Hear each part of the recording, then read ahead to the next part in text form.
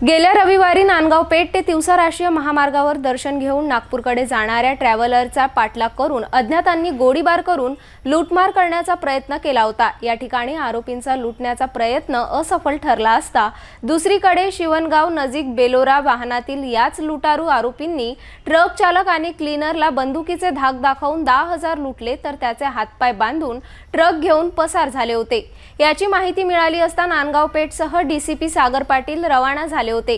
मात्र या कारवाईत गुन्हे शाखा विशेष पोलीस पथकसह नांदगाव पेठ डीबी पोलिसांना आरोपीच्या शोधात रवाना न करता राजापेठ पोलिसांना आधी रवाना करण्यात रुची दिसून आल्याचे आढळून आले। शहर गुन्हे शाखासह विशेष पोलीस पथक असताना सर्वात आधी राजापेठ डीबी पथकाला रवाना का करण्यात आले असा सुद्धा प्रश्न आता निर्माण होत आहे। यात डीबी पथकाने सतनाजवळ ट्रक ताब्यात घेतला, मात्र आरोपी पसार झाले। आधीच नांदगाव पेठ पोलिसांना रवाना केले असता तर आरोपी पोलिसांच्या हाती लागू शकले असते, अशी चर्चा आता होताना दिसून येत आहे।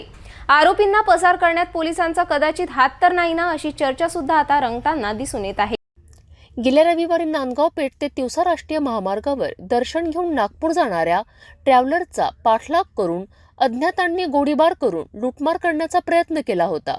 या ठिकाणी आरोपींचा लुटण्याचा प्रयत्न असफल ठरला असता दुसरीकडे शिवणगाव नजीक बेलोरा वाहनातील याच लुटारू आरोपींनी ट्रक चालक आणि क्लीनरला बंदुकीचे धाक दाखवून 10,000 रुपये लुटले, तर त्याचे हातपाय बांधून ट्रक घेऊन पसार झाले होते। या प्रकरणाच्या तपासावरच प्रश्नचिन्ह लावलं जात आहे। या घटनेची माहिती मिळाली असता नांदगाव पेठसह डीसीपी सागर पाटील रवाना झाले होते। मात्र या कारवाईत गुन्हे शाखा विशेष पोलीस पथकसह नांदगाव पेठ डीबी पोलिसांना आरोपीच्या शोधात रवाना न करता राजापेठ पोलिसांना आधी रवाना करण्यात रुची दिसून आल्याचे आढळून आले। शहर गुन्हे शाखासह विशेष पोलीस पथक असताना सर्वात आधी राजापेठ डीबी पथकाला रवाना का करण्यात आले असा सुद्धा प्रश्न आता निर्माण होत आहे। यात डीबी पथकाने सतनाजवळ पोलिसांनी ट्रक ताब्यात घेतला, मात्र आरोपी पसार झाले। 3 पथकाचे 17 कर्मचारी मागावर असतानाही आरोपी पसार झालेत।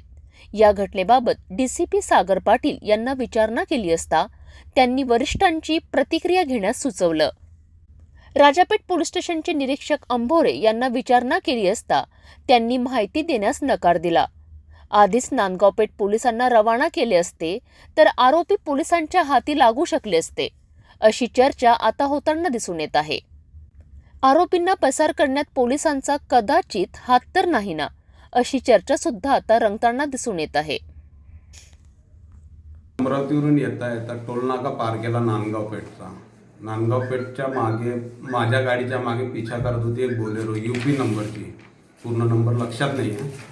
तर ते पिछा करत त्याला 2 वेळा साईड दिला तरी त्यांनी साईड नाही घेतला आणि मग काही दूर गेल्याच्या नंतर त्यांनी मला फायरिंग केली। पहिली फायरिंग त्याची चुकली, दुसरी फायरिंग केली, ते हातावर बसली आणि मग 2 फायरिंग परत केल्या, तर ते गाडीला लागल्या नाही आणि घटनास्थळावरून मी पिछा करत सरळ तिवसाला पोहोचून गेलो।